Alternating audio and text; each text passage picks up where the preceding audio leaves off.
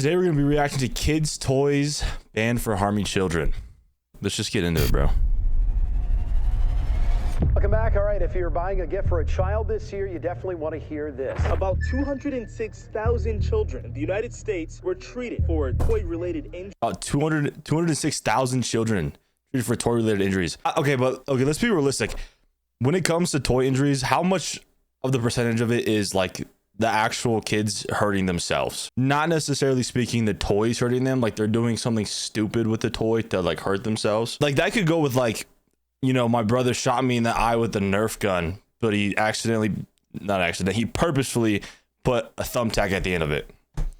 So realistically speaking, like how much of this statistic is the toys hurting children or the children doing something stupid to hurt themselves?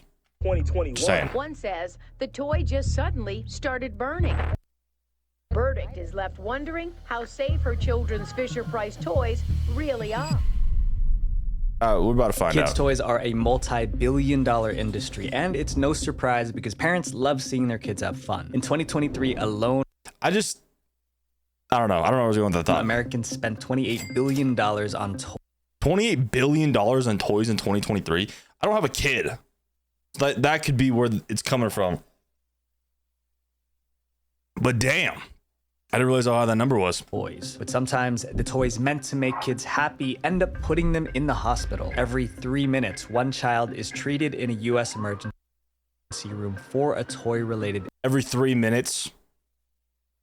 Every 3 minutes? That's a little, I don't know. I'm not a statistics kind of guy, okay? I mean, I'm taking the statistics class, but like, realistically speaking, every 3 minutes, a child getting treated for a toy-related injury kind of sounds like BS. Injury. We'll rank dangerous kids' toys that got banned, starting from minor injuries to serious consequences. My name is Visual Ventura. I want to thank you guys for supporting. It means the world. You're welcome. The Gilbert Atomic Energy Lab. The Gilbert Atomic Energy Lab? Is this the fucking toy company or is this the toy? If that's the fucking toy, why would you buy your child that? Or if it's the company, why would you trust a company like that? Just saying. 50, a mysterious red box showed up in toy stores across America. Looks like a lovely little Yeah, I would not fucking trust that. red paper suitcase with snake skin, it's not snake skin, on the outside of the box. It was a new toy, the Gilbert U-238 Atomic Energy Lab. The science kit lets kids conduct experiments, mix chemicals, and have fun while learning. Okay, I can see how that could be a good selling point, but yeah, let my kid mix fucking chemicals on their own. I don't know. Different times, 1950s. That's almost 100 years ago. I feel like 100 years ago, people had a lot more common sense than now. I feel like just letting your kid just throw chemicals together by themselves is not a great idea. But I could be fucking wrong. I used to eat dirt as a kid, so who knows? There was just one problem. The science kit contained radioactive material. The kind used in nuclear bombs. Who the hell decided to put radioactive materials inside of a kid's toy? Like, I remember when I was younger, bro, kids' toys, I mean, I guess they, technically speaking, got better. You know what I'm saying? But I mean, like, I remember like kicking a ball around or have like a really cool transformer that just flashed the light every now and then. I don't remember any toy consisting of anything that would even sound remotely harmful. I'm just saying, I don't know. It's because it comes with 3 sources of radiation and 4 uranium ores that are also radioactive. So who thought it was a good idea to put radioactive materials That's the in question. a toy? The man behind the Gilbert Atomic Energy Kit was Alfred Carlton Gilbert, a famous toy inventor. We live in an age of science. This year at Gilbert, we present the finest toy line in our history. By 1950, people were very... Dude, you think the guy that was like, when he was making that, Mr. Gilbert was like, dude, this is a fucking banger. Like this toy right here is gonna sell off shelves like no other. Like they probably see something radioactive and maybe it's glowing a bit, and they're like, you know what? I bet kids would fucking love that. Very interested in atomic energy. World War II just ended, the first atomic bomb had been dropped, and nations were scrambling to build nuclear weapons. Gilbert believed this was the perfect time for an educational toy that taught kids about atomic energy. The toy was marketed to parents as a way to direct A price point of $50, roughly $650 in 2024. Oh wait. Reports the set included 4 types of uranium ore. So for fucking $50, I mean, back in the 50s, $50 then is, like it says, $650. Dang, y'all parents must have been rich as shit to be buying you fucking uranium toys. I'm just saying. their children toward a potential career in science and engineering. It contained a cloud chamber, an electroscope, as well as other devices and chemicals that let kids measure radioactivity. I can't lie, that does look sick as shit. I'm 22 years old and I would probably fuck around with that if I'm being honest. Even though Gilbert promised the toy was safe, one part of the kit was more dangerous than parents thought. The kit came with 4 small jars of real uranium. This uranium released as much radiation as UV rays from the sun. It Holy really crap. did emit very, very low amounts of radiation, but I probably would not encourage children to This dude's just fucking raw dogging it with gloves. I'm hoping he's got some crazy ass suit on. hold these samples next to their body all day long. Long-term exposure to radiation is very dangerous, and the kit contained U-238 uranium isotope, which has been linked to many serious diseases, including cancer. The instructions in the kit warn kids not to open the jars containing uranium because they tend to flake and crumble, and you would run the risk of having radioactive ore spread out in your laboratory. Users were advised not to break the sample jar seals because they tend to flake and crumble and you would risk having radioactive ore spread out in your laboratory. That's fucking crazy. That's fucking insane. Just the thought process. I mean, he probably sold a lot. I mean, he probably got sued for a lot, but he may have made a pretty good profit. Maybe. Luckily, this dangerous toy never caught on. At a price tag of $50, Never mind. which is around $650 today, the Gilbert Atomic Kit was too expensive for most parents. And they sold poorly. And the reason for that Okay, I take that back. I thought he was making low-key ban. It's the idea of it is cool, but like I would have just, I don't know what radioactive liquid per se looks like, but I would assume just green. Maybe just throw some water and like green coloring in there and call it radioactive. Nobody would even know. is not because of any radioactivity concerns, but rather because it was expensive. It was $50. In 1951, the kits were completely banned from stores barely a year after Dang. they were released. That's unfortunate. Luckily, the Atomic Kit only sold a few units before it was removed, but our next toy sold millions before anyone realized how dangerous it was. Millions. Slap bracelets.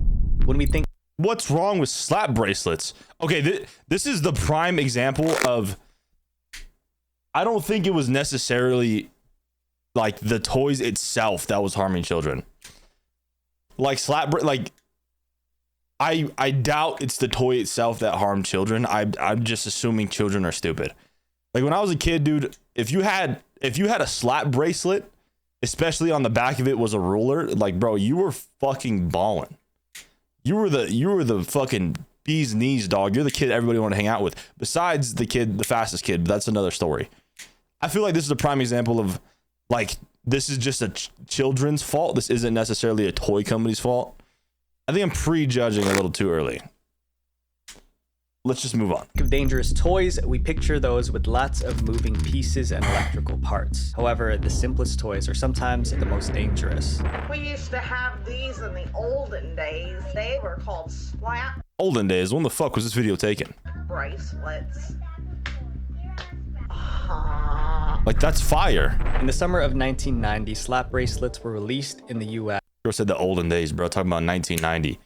Bro, I was born in 2003. Made me feel like unk. And sales went through the roof. In just 3 months, Main Street Toys sold 1 million of the bracelets for $2.50 each and had orders of 5 million more. Slap bracelets were part toy and part fashion statement. Kids were addicted to snapping the bracelet over their wrist and molding it flat again.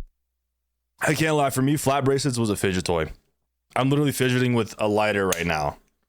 So I think slap bracelets for me was just more of a fidget toy. In 1990, right after the original slap wraps came out, a bunch of knockoffs appeared on the market. But the companies that made these fake bracelets would do anything to make a quick buck, even putting people in danger. The original slap wraps used high-grade quality steel with rounded edges and a double knit fabric. But the knockoffs, which were coming from Asia, were made of cheaper fabric and low-grade steel with sharp edges that could rust through the fabric. If the cover tore and the metal band was exposed, it could cause injuries like cuts and scrapes when slapped onto a wrist. Okay, that makes sense. I do remember slap bracelets kind of being sharp. I don't know what slap bracelet was necessarily the main brand of things, but I had the like the plastic, there was like plastic around it, but I kind of do remember them being somewhat sharp. Fortunately, the copycats didn't care about safety. Soon, the market was flooded with poorly made knockoff slap bracelets, and it was only a matter of time before people started getting hurt. First, 4-year-old Nicole Tomaso of Wallingford, Connecticut cut her finger on the sharp metal inside a cheap imitation slap bracelet. Then, a student in an elementary school in New York needed 3 stitches in her hand after she was cut with an exposed bracelet edge. Okay, maybe not the kid's fault. So many injuries were reported within 1 month that the Consumer Product Safety Commission issued a press release warning that slap bracelets posed a cutting hazard. To make matters worse, students weren't just snapping it around their hands. They were snapping the bracelets around their ankles, necks, and places with prominent veins. It was estimated that 10 to 15 million counterfeit bracelets were sold. No freaking There's way. no way that's a tape measure.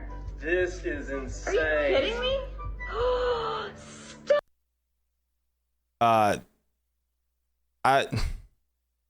don't know how I feel about that. Let me just shut up. The only way to prevent more injuries was to stop kids from using them. But how? Slap bracelets were banned in schools in New York, Pennsylvania, and Connecticut. Nearly 80,000 bracelets for kids are being recalled. They are Trolls slap band bracelets, and the danger is that children have been cut by the metal covering. The makers of the original slap wrap Main Street toys were hit the hardest because they sold only 1 million slap wraps, which was far less than the 15 million knockoffs. This next toy was so dangerous, it was recalled, destroyed, and imagine making an original brand and fucking knockoffs outsell you. Like, imagine having such a banger idea that does necessarily work well, and then you get cheap knockoff brands just like taking your ideas. You know how fucking pissed I would be? That's when you start giving out the nuclear set to people. You know what I'm saying? That's when you start handing out radioactivity energy to motherfuckers that do dumb shit like that. I'm just saying, I'd be pretty upset. Never made again. Cabbage Patch Snack Time dolls. In the early 80s, the Cabbage Patch doll was the hottest toy in America. They're each one of a kind. They're Cabbage Patch Kids. Those dolls were fucking creepy, and I will die on that hill. I still believe they are. You can give them all your love. These dolls were so popular, they set every toy industry sales record for 3 years running. Riots would break out in stores when there weren't enough Cabbage Patch dolls. One desperate store manager in Pennsylvania. Riots would fucking break out? I couldn't imagine going to the store, trying to buy a creepy ass doll for my daughter, and then you get some... It's one of two ways. You either get some young ass kid that had a kid way too early trying to beat your ass for it, or you got like someone's grandfather. Like, fuck you. And then he just starts throwing fucking haymakers at you to just get this fucking Cabbage Patch Kid doll. To each their own, but like, I definitely feel like that's not worth beating someone's ass for. But then again, if we're talking in terms of like when I was a kid, like if you had the Nerf minigun and that was the last one, bro, best believe I'm fucking twisting your nuts and I'm gonna hit them like a speed bag while they're unraveling. That's just me being honest. Let's get back to the video. It used a baseball bat to protect himself from the mob trying to snatch up Cabbage Patch Kids. By grabbing a baseball bat to protect himself from the mob to snatch up Cabbage Patch Kid dolls. Holy fuck. Just waking up one morning and you're like, oh, today's gonna suck. It's a Monday. And then you fucking realize you have to, like, there's dudes full on jumping you for a damn doll. That's crazy. dolls. Welcome to another holiday shopping season. When the doors opened at this Wilkes-Barre, Pennsylvania store, the pushing and shoving began. One woman was knocked to the floor and suffered a broken leg. Sometimes, I don't know if y'all, this is off topic. I don't know if y'all remember Prime Black Friday, probably like 10-ish years ago, give or take, before Amazon was a real thing. Like, Prime Black Friday is what this reminds me of. Like, waking up and a fucking 75-inch TV being 75% off. Like, it's usually $800. You don't get that bitch for like 100, like 200. That's what this reminds me of. Like, I never partook in the old Black Friday shopping because I was too young. But best believe I fucking would have. If I was old enough, I would get in a Best Buy and I would beat the fuck out of somebody's grandma for the damn Xbox 360. Even if I had an Xbox 360, just to get another one for 50% off, like that granny's getting fucked up. She's gonna get sent in a hospital. You know what I'm saying? That's what this reminded me of. I never partook in the old Black Friday shopping, but there was a sense of comfort knowing that people were outside and not on their damn phones. That's all I'm saying. things got so chaotic that the police had to come and disperse the crowds. At its peak in 1984 and 1985, sales of the dolls exceeded $500 million annually. However, as the 80s ended, the demand for Cabbage Patch dolls fell. Everyone thought the glory days of the Cabbage Patch doll were over. Until Mattel purchased the rights to the dolls in 1994. Mattel launched a new doll called Cabbage Patch Kids Snack Time Kids. The company believed this new doll would bring back the excitement of owning a Cabbage Patch doll. Little did they know, the Cabbage Patch Snack Time doll was only going to make things. I bet you $20 it's gonna say some shit like a kid stuck his fucking finger in there and it just got mauled. Something like that. Worse. The Snack Time doll looked like most other Cabbage Patch dolls, but it had one huge difference. This doll could eat. My Cabbage Patch Snack Time kid, she really loves to snack. Wow, she really chews. Eating her is so much fun.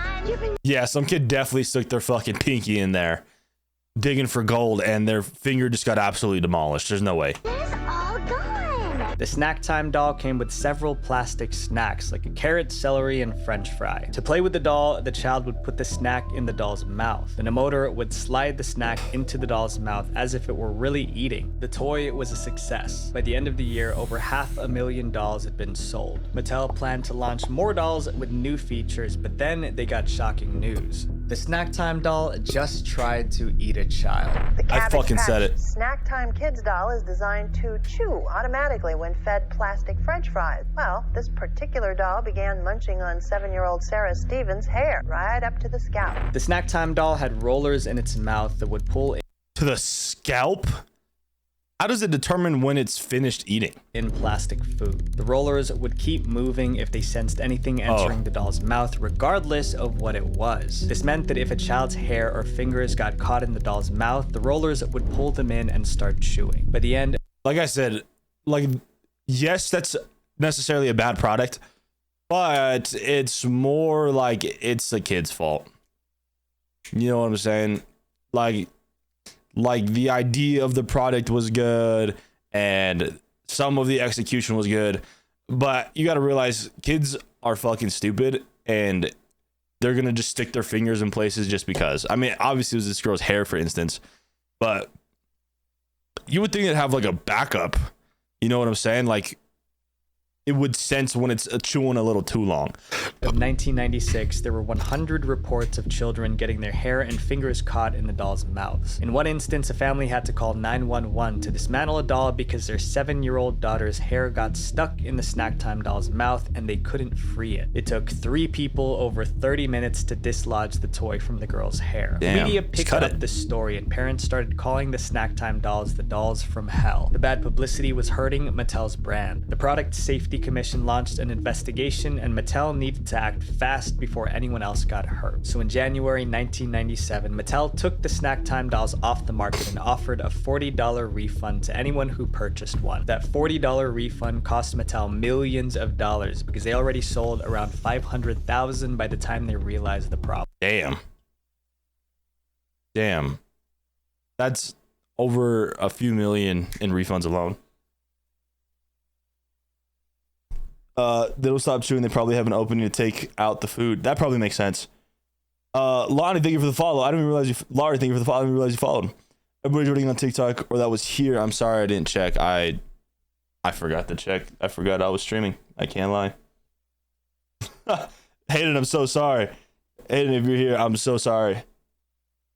Dot, did you make a new account? You just unfollow me and follow me back? Welcome in, Dot.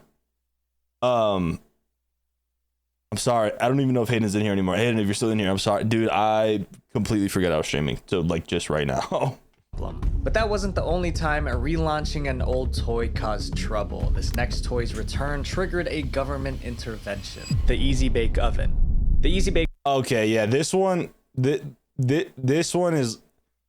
Me and my girlfriend just watched an episode of Family Guy of, like, Stewie having an Easy Bake Oven. Like, the idea of having a little oven for your kids so they can, like, bake stuff is a really good idea. But that falls back into, like, don't touch the stove when it's on. Like, the pan is hot, don't touch it. So, like, ideally, this is a good idea. Or, like, hypothetically, this is a good idea. But it's one of those things that this shouldn't be advertised for. This should be advertised for, like, college students. Like, you know those mini rice cookers or mini, like, crock pots? Like, you wouldn't get your 7-year-old a crock pot just because it's mini. I mean, ideally, the idea was good. Oh, this is your same. So, Dot, you just unfollowed me and refollowed me. It's okay. I'll let it slide. This could have been. This was a good idea. It's just not marketed to the right people. The oven was first released in 1963 by a company called Kenner Products. Easy bake, fast as you can. Mix 'em up, pour 'em in the pan. Slide 'em in, let 'em bake now. Slide 'em in, slide 'em out. Easy bake, wow! Kids, at least the theme song was catchy, could bake small cakes and cookies in the miniature oven just like a grown-up. Little girls loved it so much that Kenner sold 500,000 Easy Bake Ovens in the first year of production. In 1991, Hasbro, another big toy company, bought Kenner Products and decided to design a new and improved version of the oven. However, Hasbro... Oh, sorry, Doc. I turned all my stuff off for TikTok for right now. Like the sounds, I have to go back in and, like, edit them and rework them. And I just woke up from the deepest 2-hour nap I've ever had in my entire life and realized I haven't streamed. I'm sorry, Dot. I'm sorry. I'll start paying attention more to the chat. I think we're gonna rework my whole desk setup soon, so I could have chat, like, right next to my monitor. Because right now it's, like, far right of me, so I kind of forget to check it. I don't remember where we're at. Ended up creating something that sent hundreds of people to the emergency room. In 2006, a new version of the Easy Bake Oven hit stores. This one was a purple and pink plastic oven with 4 burners on the top and a front-loading oven. The oven had a small opening where children would slide food in to bake. Sometimes kids would accidentally stick their fingers too far inside and get them I did hear about this. Some kid's finger got burnt the fuck in one of these. Trapped in the front opening. After the release of the new model in May 2006, Hasbro received reports of 29 children getting their fingers or hands caught in the front-loading door. 5-year-old Sophia Justice is not happy because these firefighters are trying to remove an Easy Bake Oven that... Like, bro, this family goes to, like, a fire department or calls 911, and they just decide to start fucking recording. Like, their daughter's finger could be cooking in the fucking oven, and it's just like, hey,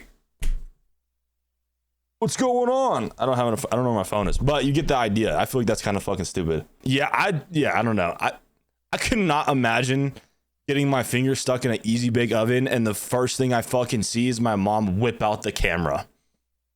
Smile, honey. You'll remember this forever. Yeah, because I won't have my fucking finger for the rest of my life. Is stuck on her hand. But fingers getting stuck was only half the That is not a finger. That's a whole fucking hand. problem. The oven also had 4 metal plates which could get really hot. It's like a great little hand warmer. Ooh, and it warms up my face. Hot oven top. Do not touch. Do not try this at home. An Easy Bake Oven is already a suspicious idea. Why the fuck would you make the top heatable? That's literally giving a kid a fucking lighter and telling him to go stupid. It's evidence to sue. I mean, I guess that makes sense. Dot. That makes sense. That makes sense. Made it easy for kids to get burned if they touched it while hot. As months passed, reports of people getting hurt by the oven increased. At this point, Hasbro should have recalled the product, but instead they offered a free repair kit to improve the oven's safety. The repair kit was a special plastic grate designed to cover the oven's front opening so kids couldn't stick their fingers inside. And how the hell do you bake it? How the hell do you get stuff in there? However, kids still lifted the flap to put their fingers in. What do you want to do with that flap? Oh, that solved no fucking issues at all. Like zero. That solved absolutely nothing. This child is like 4 years old too, by the way. This child's probably like 3 years old. He's as old as my niece. In my head, getting my niece an oven essentially is just a horrible idea. The injuries continued. There were 249 additional reports of kids getting their hands or fingers stuck and 77 reports of burns. In 2007, the parents of a Mississippi girl sued Hasbro for There it is, Dot. You're right. Lawsuits. $1.2 million after their daughter got her hand stuck in the oven for more than 3 hours. 3 hours? Oh, hell nah. 3 hours, bro. That's when you start whipping some ass. Okay, like that's when you figure out whose ass you gotta beat and you start beating some ass. Her parents couldn't get the toy off. They rushed her to the hospital where emergency room doctors were forced to cut the device off with a bone saw. Parents all over the country were mad and accused Hasbro of recklessly allowing a dangerous product to stay on the market. Eventually, the US Consumer Product Safety Commission banned the toy. And in July 2007, you know what I would realistically like, what would happen if this happened to me, if I had made a toy company and it failed like this, or it was like hurting kids. Like, I see that the company's trying to make a good rep for themselves and like offer refunds and whatever. But if I made a bag off of something, like a fucking bag, like let's say the Easy Bake Ovens are sold for like $30 each and you sell 500,000 copies in the first month, like, bro, Ollie. Like, if I heard these reports, it'd be like, maybe your kid's just stupid. You're not getting a refund. That's just me. There's a reason why I haven't made $1 billion company. It's like, oh, my fucking child's finger burned off. I'm suing you. Did you read the disclaimer? The disclaimer says not to stick your finger in there. It's kind of your fault. I'm just saying, nobody's getting a fucking refund if I make $1 billion company and your child happens to hurt themselves. We'll see you later, Dot. Have a good night. And facing criticism, injuries, and lawsuits, Hasbro recalled about 1 million Easy Bake Ovens. Even though the 2006 Easy Bake Oven was never made again, this next toy caused just as much panic that same year. Polly Pocket. Hi, I'm Polly Pocket. Polly Pocket.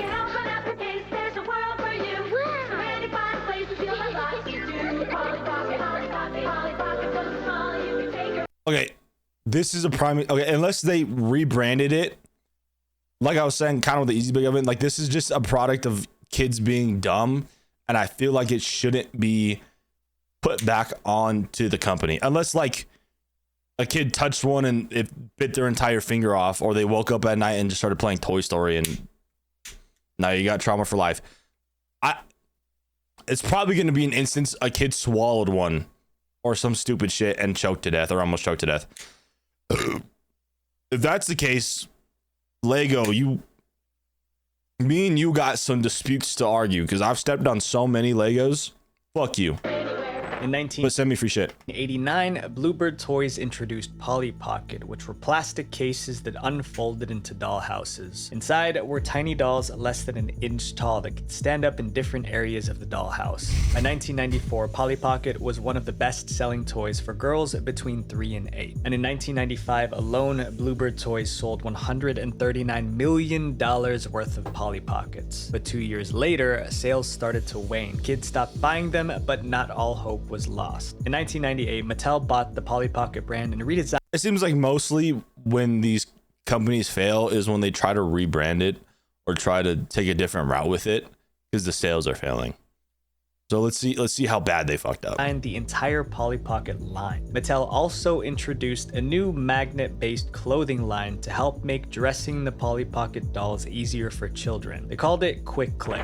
For Quick Click fashion, it's totally wild. Elevator down. Hey, a new outfit. Change the color. A Quick Click. They gave the dolls magnetic hands and feet, so Polly was able to better attach or stand in the dollhouse. Millions of parents bought the Quick Click Polly Pocket for their kids. And at first, everything was fine. But then the tiny magnets in the doll's hands, feet, and accessories began to fall off. Some kids ended up playing with these tiny magnets and accidentally swallowing them. That's not the Toys Company fault. Like I said, that is absolutely not the Toys Company fault. That falls back on simply like just kids. That falls back on just kids. You know what I'm saying? Like when you have a toddler, you get them the big fat ass like block figs. You don't buy them like a Lego set, like a real Lego set, until they're aware enough not to push it in their mouth. So if this company's getting sued for this, I'd say it's not their fault. Which could cause choking. But the danger increased if more than one magnet was swallowed, because multiple magnets could stick together inside their stomach, causing serious complications. Swallowing a magnet isn't like swallowing a penny because they can wreak havoc inside the body. There were over 170 reports of the small magnets falling from Polly Pocket dolls and accessories. However, Mattel didn't take it seriously until those tiny magnets almost took a life. In 2006, that is literally not their fucking fault though. That is not their fault. 3 people swallowed the Polly Pocket's tiny magnets and ended up in the emergency room. Each of them swallowed more than one magnet and required surgery. Luckily, all of them survived. After such a close call, the Consumer Product Safety Commission ordered Mattel to pull the toy off the shelves. In November 2006, Mattel recalled about 4 million Polly Pocket playsets that. Hayden, welcome back in. Hayden, I'm sorry I didn't see your messages earlier. I was telling Di I kind of forgot I was streaming on TikTok. Oopsies. So sorry, I was not ignoring you, Hayden. I promise. Completely my fault. I'm sorry.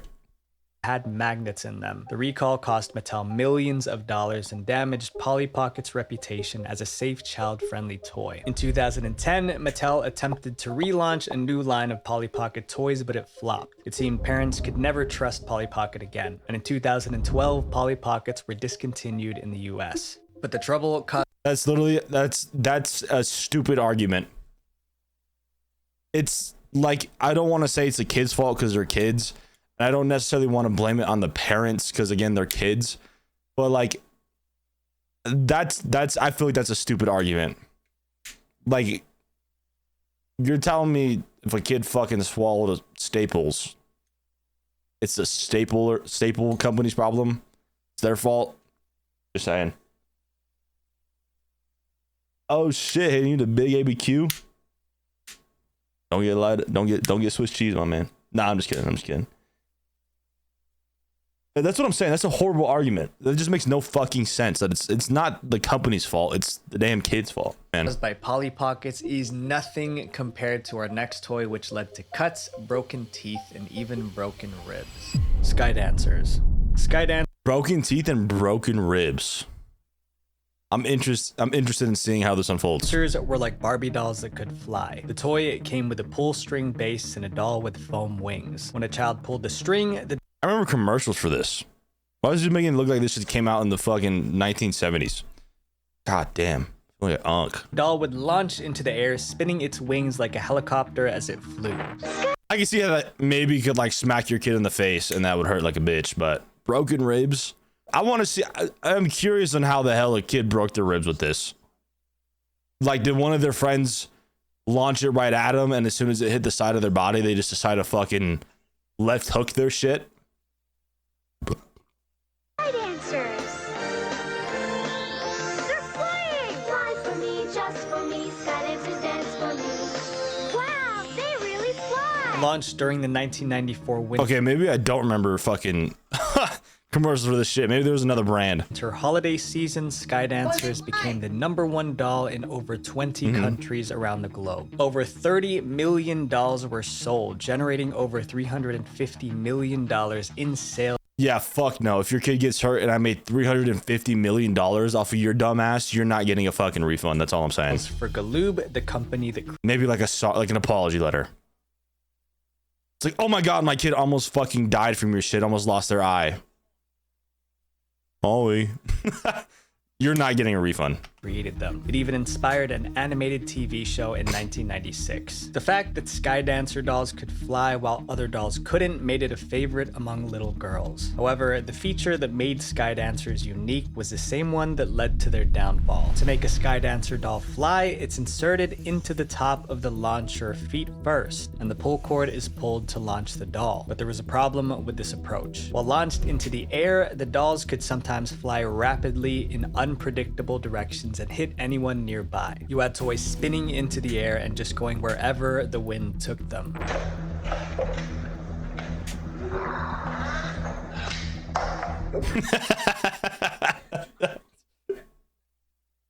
That poor fucking kid. That's a cash, bro. That's what I'm saying. You know, it's a fucking cash grab. I had a cow for 10 days for my wilderness first. Oh, fire, Hayden. You be safe out there, dog. If you find Bigfoot, tell him I miss him and that I'll meet him soon. Real shit. Tell him I just been busy. That's why we haven't connected. But yo, that's actually crazy. I'm replaying that shit.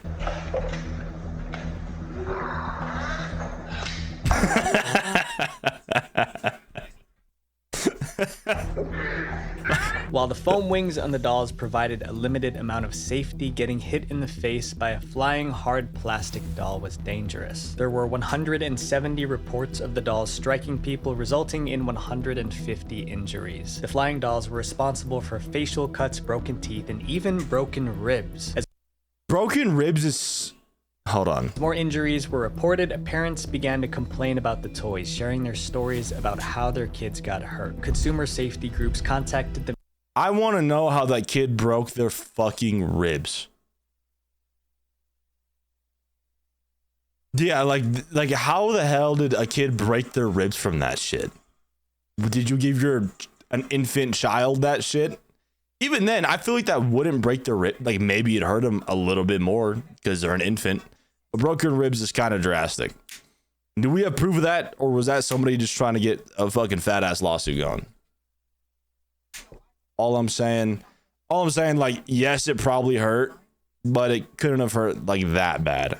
Media to warn others about the dangers of the flying dolls. At some point, the U.S. Consumer Product and Safety Commission thought enough was enough and stepped in. In June 2000, in the face of intense pressure. Yeah, bro, that's what I'm saying. Like, bruised at max, Hayden, makes sense. Like, maybe you get a nice little bruise from it. You know, maybe you get a nice little bruise from it. But I like breaking teeth kind of makes sense if they're a little young because they're somewhat fragile. But like broken ribs is too far of an extent. And like, I don't know, bro. I feel like your kid playing on a swing set is more dangerous than them getting hit by a fucking plastic doll. And playing on a swing set's not even that dangerous. And negative publicity, Galoob was forced to recall the Sky Dancer dolls after less than 6 years on the market. Almost 10 million dolls that sold nationwide were recalled. Galoob announced that consumers should stop using the dolls immediately and call a toll-free number to participate in the recall and get a free replacement toy. Recalling the Sky Dancer toys was a financial disaster. No recalls. Fuck you. For the company. But even after pulling the toys, Galoob's problems were still far from over. After the recall, the U.S. Consumer Product Safety Commission slapped Galoob with a $400,000 fine for not reporting the injuries caused. I mean, if you made $350 million, $400,000 is like Just take it, bro. Don't even try to fight that. By the dolls early enough. At least the bruises caused by the Skydancer dolls could heal. Our next toy didn't just cause injuries, it caused millions of dollars in property damage. Hoverboards.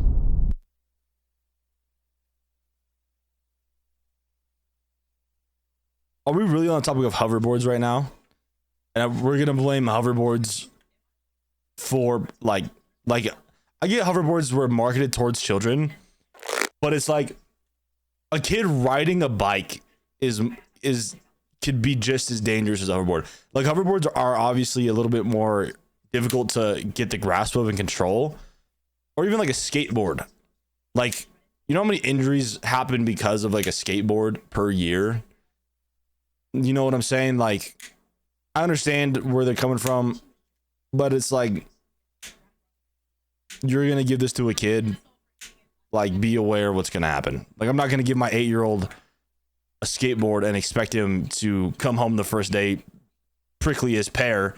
I expect to have little bumps and bruises, probably scraped up a bit. That's how you learn. Just saying. Just saying.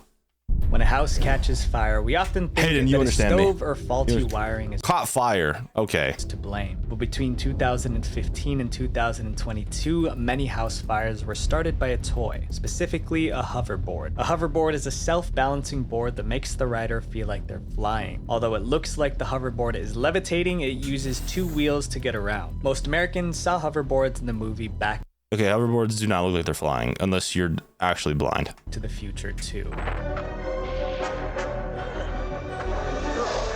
Wasn't Back to the Future 2 when they're in the future? Wasn't that taking place in like 2019? I'm just not. It's 2025. People back then probably talked about the future, like, oh, we're gonna have flying cars, and we're gonna find a cure for cancer. And now we have femboys and furries. It did catch fire at one point. I guess that makes sense. That's a little different. That makes sense. I'm just saying, like people from like the 70s probably thought of like 2025 to be so revolutionary, like cryopods, flying cars, hoverboards, shoes that like just fit your foot with the click of a button. Now we have 6-7 femboys. That's what we got in 2025. I feel like my ancestors would be very disappointed at the life struggles I'm going through. Like if I really think about it, like back in like the 1930s and like early 1900s, like Great Depression, and like if you got sick, it's kind of just like you better eat some fucking grass or your GGs. By the time you're 17, you better have 30 children or GGs. And like, I'm struggling with fucking statistics right now. Yeah, I feel like we would definitely disappoint our ancestors with where we're at with life. They had too much faith in the generation. Yeah. Like the boomer generation, like, worked hard. Now all they say is like slurs just because they can. Millennials just think they're Gen Z. Gen X above. Gen X is pretty cool. I guess that's like my parents kind of. Gen X is cool. Gen Z like are a bunch of idiots, and then Gen Alpha is a bunch of brain rot. But I can say, if I'm really hungry, I could Uber Eats. Like early 1900s, if you're hungry, you got to go pick that shit or kill a cow. My fat ass could stay at home all day and have a 5-course meal if I wanted. He's on a hoverboard. This is gonna sound fucking crazy. I've never watched Back to the Future. I know that might be a red lining for a lot of people, but I am not an advocate movie watcher. Although the hoverboard in the movie was fictional, it left a lasting impression on the audience. Then in 2014, real hoverboards were invented by Shane Chen and went viral on social media. Ever since celebrities like Justin Bieber and Bro, back in 2014, 2015, if you had a hoverboard, dude, you were a baller, dog. Like you're low-key celebrity status if you was rocking around on a fucking hoverboard. I never owned one and I've never ridden one, but like Like if you had a hoverboard, like god damn, bro, like you were the guy to be around. Kendall Jenner began posting videos of themselves slaloming on hoverboards. It's super cool, but I feel like it's also super lazy. Like in your house, just walk. The most efficient way I've seen somebody use a hoverboard, one of my buddies during COVID, he lives like not too far from me, like a street down from me. You needed hot sauce for ramen, and he pulled up to my house on a hoverboard. I actually have that video. I feel like that's the most efficient way to use a hoverboard. But using a hoverboard in your house to get to the kitchen to your room, like that's kind of fucking lazy. Like, come on. Like, let's be honest.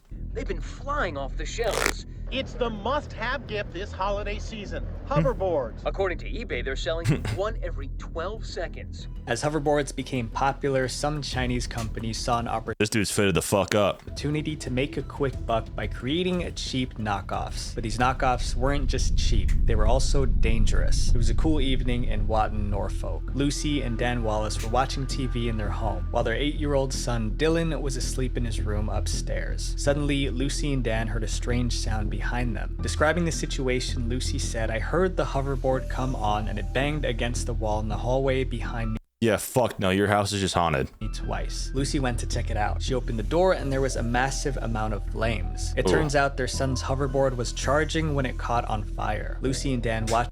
Okay, I kind of remember hearing about hoverboards catching fire now. That does ring a bell.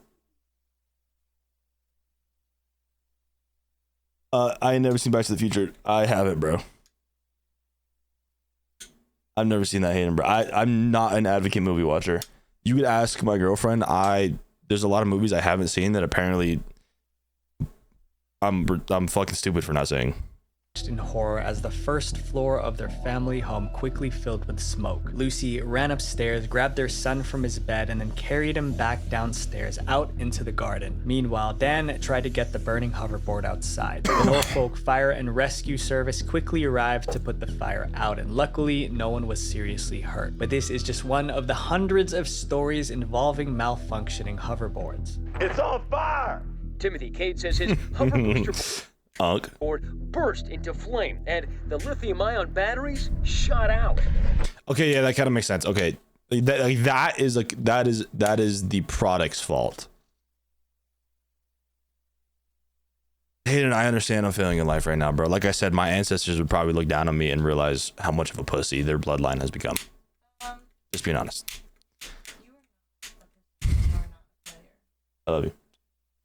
But like if the Easy Bake Ovens had been blowing up, like that's a product failure. Like kids getting their fingers stuck is not necessarily a product failure. It's more like just like kids are gonna be kids. But when it comes to a hoverboard, that's 100% a product failure. From 2015, there were numerous reports of hoverboards catching on fire, mostly caused by knockoffs. Fires started in many different ways. Some hoverboards exploded while charging, others while people were riding them, and some while the hoverboard wasn't even moving. It was like a firework, like you just lit a firework. I seen sparks just flying, and before I could yell, the house is on fire, it just the middle part of the board that would go in between your feet just poof and into flames. By December 2015, there were 12 incidents in the United States where the lithium-ion batteries in hoverboards reportedly caught fire, destroying bedrooms and even entire homes. But that number was rising quickly. 7 months later, in July 2006, Glad my parents are low-key in poverty. Glad I grew up in poverty because now I still have a house. It's a pretty good deal. 16, the U.S. Customer Product Safety Commission updated that number to at least 60 reports of hoverboard fires totaling over $2 million in property damage. It's the terrifying moment a hoverboard catches fire inside a house. In 2022, hoverboards and similar devices caught fire many times, causing 19 fatalities and sending 20 people to hospitals in 39 states. So why were these hoverboards suddenly catching fire? Experts believe that the hoverboard fires were caused by the lithium-ion batteries in the device. The liquid swimming around inside most lithium-ion batteries is highly flammable. Therefore, if the battery short circuits, the liquid electrolyte electrolyte can heat up so quickly that the battery explodes. For a while, it seemed like hoverboards would become as common as bicycles. But as videos of hoverboard injuries spread on social media, many places decided to ban them. Hoverboards started disappearing in February 2016 when the US Consumer Product Safety Commission threatened. I feel like I still see hoverboards in stores. I mean, obviously not as big now to be buying, but I feel like I've seen one at Walmart. To block imports of hoverboards that don't meet safety standards. A few months later, the commission followed through on that threat, recalling 500,000 hoverboards in the United States. Some cities also banned hoverboards. Back. Even if your scooter is working perfectly well, you can't ride these things everywhere. In New York City, it's illegal to ride them on the sidewalks and the streets.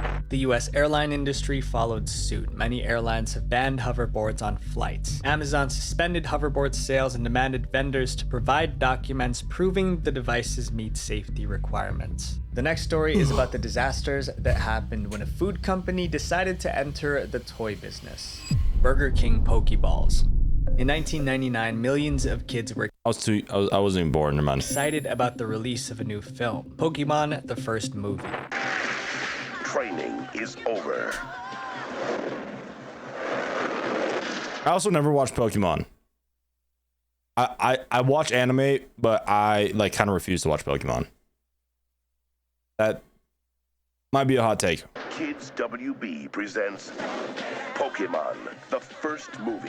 It was a fantasy adventure film based on the widely successful Pokemon games. To boost excitement for the movie, Pokemon teamed up with Burger King for a special promotion, but it would end in catastrophe. This is how the Burger King Pokeball promotion worked. When customers bought a Burger King kids meal, they would find a plastic Pokeball inside the box. The Pokeballs could be opened by pulling the two halves apart, and inside it was a small Pokemon toy. Now inside every Burger King Big Kids meal you buy, your kids not only get more of the great tasting food they love, they get Pokemon toys and limited edition trading cards from... This is a super hot take now that I'm thinking about it. Burger King is fucking disgusting. There's a lot of people out there that will genuinely be like, oh, I'm really hungry, I don't want to cook, let me go get some Burger King. That's like a last resort. Like nothing else is open and Burger King is open and I'm absolutely starving. I think Burger King is disgusting. That's just me. I'm curious to see how. I haven't said anything on this yet because I don't know how this caused damage. Pokemon: The First Movie. Gotta find Burger out. King offered a set of 59 toys which were inside these round containers. Now, these are the balls that we're talking about. Some 25 million of them were given out with kids' meals. They were either red and white or hot pink. And when you open them up like this, inside is a Pokemon toy. However, a problem was looming. Pokeballs could be opened by pulling apart their halves to reveal a toy, but the halves were big enough to cover a child's nose and mouth. That is not the fucking... Again, this falls back on this is not the product's fault. This is just children's fault. Either half of the Pokeball can get stuck on a child's face, making it difficult to breathe. Once you put them up to your mouth and you suck on them, like it kind of like sticks to your mouth and then you can't get any air and then you pass away. That's fucking crazy. Yeah, so when it comes to the Pokeballs, if you put it around your mouth and make sure you get absolutely no fucking airflow and it gets stuck to your face, you'll just pass away. Like, were kids fucking John Wicking people? Were you just coming up behind a kid is like, shut the fuck up, your time is over? You know what I'm saying? This falls on a product. This doesn't fall. This falls on children.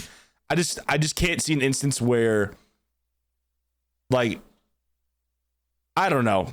I was a stupid kid, but I don't remember. I don't remember a single time where I almost suffocated myself with a Pokeball or maybe like a plastic bag. Like, I'm sure there was an instance where I thought about it and then I got my ass beat for it. But again, this is a children's fault. Oh, she died. Half of a Pokeball. How old was she? Tragic. A 13-month-old girl. Bro, why are you giving? I mean, it's a toy. I get it. That falls on just bad parenting. That falls on just horrendous parenting. Like, if my kid is trying to stick a fucking Pokeball to their face, I'm gonna like obviously get it off them and explain to them why they can't do that, or get mad at them if they're too young. But a 13-month-old girl dying from it, that's like your kid having a plastic bag on their head and you not doing anything. That is the fucking parents' fault 110%. Just saying. When one half of a Pokeball covered her nose and mouth.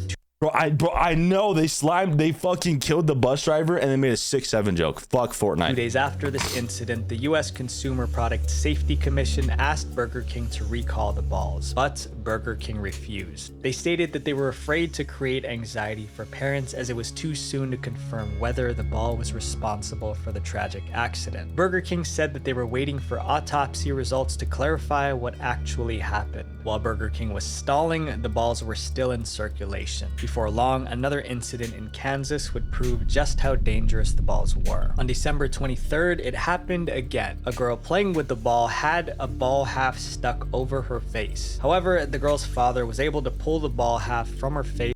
Good parroting. Before she was injured. That was it. Burger King agreed to recall the balls and ordered their stores to stop distributing them. On December 27th, Burger King issued a press statement announcing the recall. They also released a PSA telling its customers to throw the ball away or return it in exchange for free French fries. Yeah, W parroting. Hey, that's what I'm saying.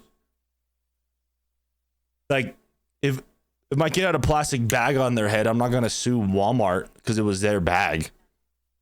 Just don't be fucking stupid and be like, if you're a parent, be a fucking parent. Be aware what your child's doing. Posters were distributed to over 8,000 restaurants. Burger King and the U.S. Consumer Product Safety Commission want you to know about the voluntary recall of this Pokemon Pokeball. Dude, I feel like commercials back in like the 90s, early 2000s were always fucking terrifying.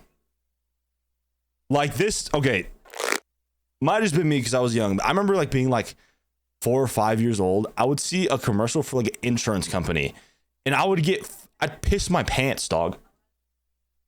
Like I specifically remember commercials back, like I said, like 1900s and like 1990s, sorry, late 1990s and early 2000s being so fucking terrifying. Like, this is a warning to kids and like parents, but like, why? I get why, but why is it gotta be so scary? Low-key, that's what I'm saying, bro. They're making this sound like if you have a Pokeball in your house, your whole house is gonna get fucking hit and blasted by a nuke. And on top of that, Thanos is gonna come in and destroy your entire family with the fucking Infinity Stones. And then he's gonna reverse time so you're alive again, so you see your whole family get fucking burned to ashes over and over again. Kind of like you're stuck in Itachi's genjutsu. You know what I'm saying? Like, they didn't have to make it that terrifying. That's just me though. Children could keep the toy that was inside the Pokeball, but they had to return the ball itself. Throw the ball away or return it to Burger King. Hasbro Javelin Darts. Hasbro Javelin Darts, also known as lawn darts or jarts, was a popular game in the 70s and 80s. The game involved kids throwing darts at a plastic ring on the ground. If a dart lands inside the ring, the player scores a point. Seems like a banger game, I can't lie.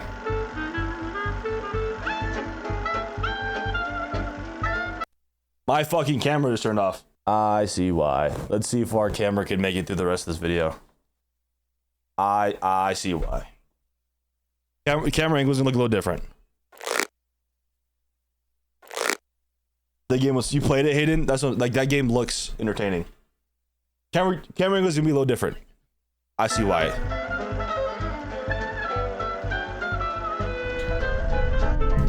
The roots of lawn darts can be traced back to an ancient weapon called the plumbata, used by the Greek and Roman soldiers. During battles, soldiers would throw the plumbata at their enemies in an attempt to injure them. Weighted throwing darts, known as plumbata, are known for being one of the most effective missile weapons of the ancient world. Fast forward. That's where the fucking inspiration came from. I mean, I can't say anything. There's like Nerf guns. Obviously, the inspiration's from guns. That's fucking crazy. To the 1990s, toy companies decided to reintroduce the plumbata as a game called lawn darts. In the 1970s, many toy companies, including Hasbro, modified the plumbata's design and applied for patents. Despite being a literal weapon of war, toy manufacturers believed that they could make an exciting family lawn game and start This dude over fucking reacted. Despite being a literal weapon of fucking war, shit that would take out tribes and histories and take out entire bloodlines, they decided to make it to a kids game. Then what the fuck are Nerf guns? That's okay. That's completely off topic, but such a funny concept. That game itself looks super fun. If it has like a metal thing at the end where that's sharp, then I can see that's a hazard. Started marketing lawn darts as an exciting outdoor game for the whole family. Unfortunately, all hell broke loose when kids got their hands on them. And let me see if you can hear this. Okay. How can they consider this a toy? Lawn darts started hurting people as soon as they hit the market. In 1970, Makes sense. Tragic lawn dart accident claimed the life of a child who was only 4. When the Consumer Product Safety Commission heard about this, they banned lawn darts that same year. However, the companies producing lawn darts didn't want them banned. They challenged the ban in court, and after a long legal battle, a compromise was reached in 1976. The ban was lifted on one condition. Lawn darts could no longer be marketed or sold as toys or in toy stores. The commission ruled that every pack must contain the following warning: not a toy for use by children, may cause serious fatal injury, read instructions carefully, keep out of reach of children. By 1977, lawn darts were back in stores, but despite the warning labels, children continued to play with them. Just play darts. Darts is... We're almost done with it. Darts are a little different, but just play darts. 1978 and 1986, You're like lawn 3 minutes darts stop. sent 6,100 people to the emergency room. At least 80% of injuries involved kids younger than 15. 3 of these injuries were fatal. However, out of all these incidents, one tragedy reminded everyone how dangerous these darts were. In April 1987, a 7-year-old girl in California was playing with her dolls when she was hit by a lawn dart sailing through the air. Doing what children will do with a lawn dart, they were just winging them. One sailed over a fence. My daughter was in the front, struck her in the head, and she ran to her mother and I. Sadly, she didn't survive. Oh, okay, no, that's kind of crazy. Yeah, that's lawsuit worthy. I imagine fucking chilling in your front yard and then you just get slimed the fuck out. You didn't play with this? Yeah, Hayden, shut the fuck up. Was it a banger at least? I feel like that's a banger game idea. Banger concept. Yeah, bro, that's crazy. Imagine you're chilling in the front yard with your family, just having a swell old time, and then your daughter gets hit with the fucking arrow from the gods. That's rough. I don't even know. My condolences to that guy. But, like, there were warning labels on them. It said not for kids. I'm not gonna give my 8-year-old nephew a fucking pack of darts. Be like, you know what, boy, you old enough. Just let it unload. You know what I'm saying? There was warning labels on it. So one researcher got shot in the ear with an arrow. How the hell did that happen? What the fuck? Estimated that the dart hit her with a I did that too, Hayden. Don't worry, I did that too. Putting thumbtacks in Nerf guns or in darts, and yeah, I did that shit too. Force of 23,000 pounds of pressure per square inch. After the loss of his daughter, David Snow started a 23,000 pounds of pressure. One researcher estimated that the dart hit her with a force of 23,000 pounds of pressure per square inch. Okay, this sounds really bad. Get that kid in fucking baseball. That kid must have launched that shit like fucking no other. I should not say that. It's not the kid's fault, obviously, but somebody needs to sign this dude up for the fucking MLB. Holy shit. After the loss of his daughter, David Snow started a crusade to get lawn darts banned. You know the scene from Grown Ups where you shoot an arrow up and run? That's what you did as like a real arrow dot. Yeah, these things were basically straight steel. That's fucking crazy. Damn. With a warning on the box. It was a 3-foot high box, and there was a tiny warning on the bottom. For a year and a half, David Snow lobbied public officials with phone calls and letters trying to get lawn darts completely banned, and he succeeded. In December 1988, the Consumer Product Safety Commission banned the sale of all outdoor darts in the US. After the ban, the commission sent out a press release pleading for the public to destroy their darts or keep them out of the hands of kids. This was the second time lawn darts were banned, but the dangerous toy still refused to go away. The 1988 ban made lawn darts illegal to sell, but by the mid-90s, some parents never saw the ban and let their kids play with them. The ban was reissued in 1997. Hayden. And people were encouraged to destroy the toy. But even after this third ban, vintage sets of lawn darts are still being sold at online auction sites. I do feel like if you're an adult, like that's a fun game. As long as, like, you might be pissed drunk, as long as you're just aware of where you are and you're not being fucking stupid, like that's probably a fun game. These incidents with harmful toys remind us to keep a close eye on the kids in our lives. As technology evolves, so should our efforts to protect them. Because an ounce of prevention is worth a pound of cure. Visual Venture. Wait, before you go, make sure you guys... Nope. Okay, anyways, so that's been kids' toys banned for harming children. Shout out to Visual Venture for the video. Anyways, ladies and gentlemen, I hope you enjoyed. For the YouTube channel, whenever I upload this, I think we're gonna try to keep a consistent upload on Fridays. So what we're gonna try and do is post 3 times a week on TikTok itself, and then 1 video on the channel for right now until we get more of a consistent schedule. If you're watching this on YouTube, don't forget to like, comment, subscribe, all that good stuff. Videos every Friday, blah blah blah, go do something, blah blah blah. I'm tired. I love y'all. Mwah.